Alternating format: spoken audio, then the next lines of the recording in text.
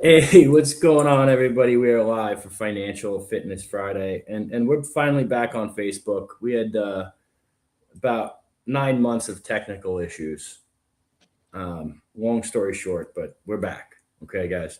And so today, what I want to cover is the art of earning new business. And it is an art, right? It's also the same way you would want to work if you were trying to get hired at a certain firm. All right. There's a lot of people these days that everything that revolves around them is me, me, me. Okay. You can see it with how they reach out. Um, I've had a couple people ask for jobs, beg for jobs, but they don't demonstrate or take initiative to, hey, this is what your show looks like now. This is what it can look like. Or, marketing. Hey, here's the game plan, right? Basically demonstrating that you are an expert and you can do what that team needs you to do. All right. So one of the things I'd always say is make it a win-win-win, right? It's got to be a win for the people you're speaking with, and it's got to be a win for you. And a lot of times you have to actually demonstrate value to gain business. All right. Reviews are huge, testimonials are huge. But if you can break down what you do and how it's going to help people, people are going to want to work with you. All right. That is really the key to getting new business. Now, I understand that today's day and age, people are very, very cautious, right? They're cautious of reviews. They want to check everything through Chat GPT. By the way, guys, don't do that for business. I can't tell you how many people have cost themselves serious money by doing that. Okay. Go off of your gut and go off of people who have actually done it and been there and gone through those problems, gone through those challenges, because it'll help you way more. All right. But the biggest thing that I want you guys to understand is like when you guys are trying to get new business, you have to demonstrate that you're an expert. You have to demonstrate one, that there is a high likelihood that you're going to accomplish or help them solve that challenge. Two, that you're going to do it without friction and as quickly as possible. All right. And if you can do those two things over and over and over again, for the most part, people aren't going to be price sensitive. Okay. People get price sensitive when there's questions or when they're unsure.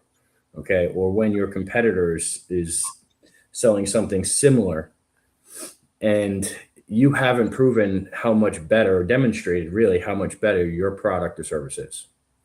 And that's why a lot of you guys tend to struggle, tend to fall short.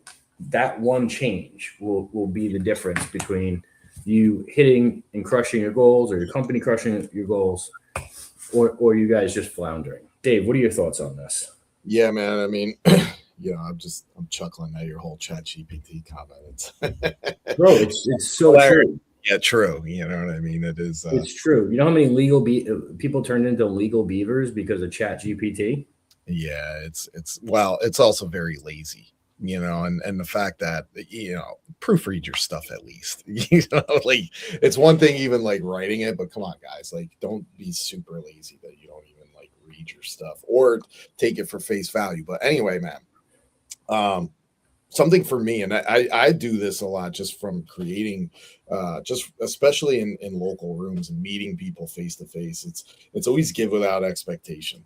Yeah. And I think we've gotten away from that where you started off great, man, with hey, me, right? And too many people lead with me, and a lot of people, look, man, times are tough. People are looking for business. You start getting desperate. You show desperate. Hey, like I need this, or hey, I need that, or hey, this is what I'm doing, and I need, right? Mhm. To start it off. So when you break that ice and flip it to them, and look, not everybody's like that, but look, but most are. But when you break that ice and you flip it to them, hey, this is who I am, this is what I do, and I see you do X, Y, and Z, and by the way, like, how can I help you? Right? How can I make you better? How can either an introduction or how can my company help you get better? Right? And when you start giving and give everything, when you give and you tell stories or testimonials or hey, this is what I've learned and done along the way, like you start opening that light bulb. I had an interesting conversation at an event last night with a guy who does financial coaching from Dave Ramsey's perspective, but that's more there. But at the end of the day, I spoke to him about credit stuff involved with that. I said, hey man, like I get it. A lot of that stuff you teach people, it's habitual, it's all habits. But what are you helping them? Obviously, not to get in that habitual trap again, but to move forward. Because listen, nobody's gonna buy a house in all cash. Like I don't care what you say, I don't care what he says. It's not possible. Okay. So what are you doing to help? It is possible. But it is, it's but unlikely, for most people, and you're losing out on a lot of tax advantages. Right. But for most people, they're not going to buy a house in cash. Right. You know what I mean? Yeah. So it's what are you doing to help guide them along the way? And I started showing him a presentation I did the other day, and he was like, wow, this is awesome. Some of these things. So, I said, I get it. You're setting yourself for people for getting out of the trap, but think a little bit further ahead as to what else you can help them with. I spent that conversation with him with 20 minutes. I guarantee you there's going to be a point in time that today I'm going to reach out to him again. And I know we're going to do something together. I know I'll probably speak to a bunch of his people, and I don't know where that will lead, but that's leading down the road. You're 1 or 2 degrees of separation then from something else by giving things away like that. Yeah. I'll give you a great example of what I get a lot of. I get a lot of people reaching out. 1 of 2 things. They want to edit and promote my podcast without demonstrating any type of value, right? I probably get 3 or 4 of those a day. Very annoying. Very, very, very awful pitches. It's nonstop. And sometimes they come up and they try to constructively criticize something and to backdoor their way into the sale. That's not a good pitch. Also, I had someone the other day, somebody that I've done business with before, has a new product service that they're rolling out. Hey, can you check over my offer? Let me know what you think. Oh, motherfucker, like you want me to check out your website. Why? What's in it for me? And after talking with them, you realize it's like a backhanded pitch, right?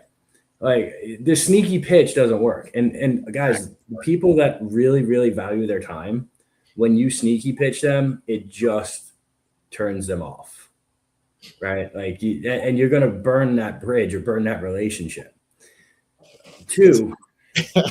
It's either the back door or the elongated story with it. Yes. Yeah, dude. And, or this one's even worse. I don't like it. And honestly, if you do it, I think you're a clown.